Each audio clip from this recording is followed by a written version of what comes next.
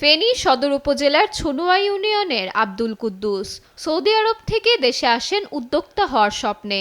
ধার দেনা, ব্যাংক ঋণ ও নিজের সঞ্চয় করা ৬০ লাখ টাকা দিয়ে শুরু করেন পোল্ট্রি ব্যবসা।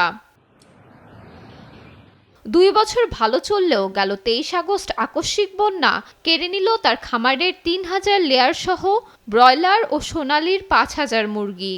সহায় সম্বল হারিয়ে এখন নিঃস্ব আব্দুল কুদ্দুস। এর মধ্যে তো সব ধ্বংস হয়ে গেছে। আপনারা দেখতে পাচ্ছেন সব মুরগিগুলো কি অবস্থা এখানে। আমি এখন প্রায় পথের ভিখারি হয়ে গেছি। আমার এখন আর দাঁড়ানোর মতো কোনো ব্যবসা বাণিজ্য চাকরি কোনো কিছুতে দাঁড়ানোর মতো আমার এখন কোনো ইয়ে নাই। বন্যায় আক্রান্ত ফেনীর ৬ উপজেলার ১০ লক্ষাধিক মানুষ। পানির তোড়ে ভাসিয়ে নিয়ে গেছে বাড়িঘর, দোকানপাট, রাস্তাঘাট। প্লাবিত হয়েছে শত শত একর চারণভূমি, বিনষ্ট হয়েছে পশু পাখির দানাদার খাদ্য, ঘাস, খড়। কোনো রকম ভাবে গরুগুলো যান বাঁচায়নি, আমরা আশ্রয় নিয়েছি ছাদে, ঘরের ছাদে।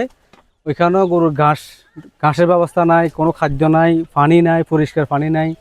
আমাদের গরুগুলা দিনকে দিন শুকিয়ে যেতেছে। আজকে ৫-৭ দিন, প্রায় ৫-৭ দিন একবার গরুগুলো উপাস। তো আমরা খানার কিছু ব্যবস্থা করলে আপনার গরুর গুণ বাঁচে যাইতো। গোডাউনে ৫০০ বস্তার উপরে খাদ্য ছিল, এগুলো শেষ। তারপরে আমাদের এই স্টপ আছে আমার প্রায় ২০ জনের মতো, এগুলো এখন বেকার, এগুলোর কোনো কাজ নাই। মানুষের যা তাও তবর আসতেছে, কিন্তু গরু কোনো খাদ্য আমরা পাইতেছি না। আমরা গরু খাদ্য নিয়ে খুব কষ্টে আছি। এ অবস্থায় অস্তিত্ব সংকটে পড়েছেন কৃষক ও খামারিরা। আমার মতো এরকম হাজারো উদ্যোক্তা, হাজারো খামারি পথের ফকির হয়ে গেছে। সরকারের কাছে আকুল আবেদন করব, আমি সহ যত খামারি ফেনী জেলায় ক্ষতিগ্রস্ত হয়েছে, পানি সম্পদ অধিদপ্তরের মাধ্যমে তদন্ত করে অন্তত খামারিদের পাশে দাঁড়ানোর জন্য, যাতে প্রোটিনের সংকট আগামীতে প্রোটিনের সংকট না হয়, এটা সরকারের কাছে আকুল আবেদন করব।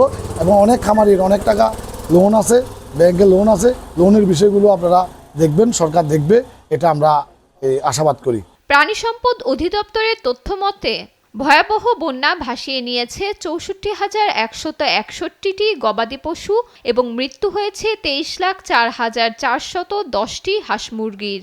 সব মিলিয়ে ফেনীতে প্রাণী সম্পদের ক্ষতি হয়েছে ৩৯৬,৯৯,৫৪,০০০ টাকার।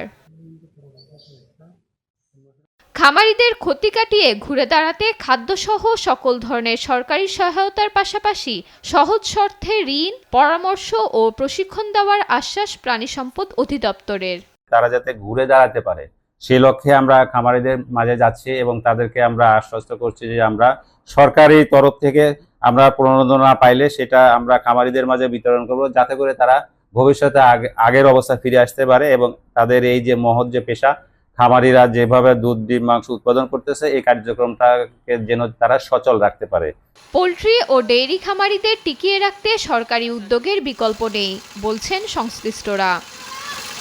নিউজ ডেস্ক, দেশ টিভি।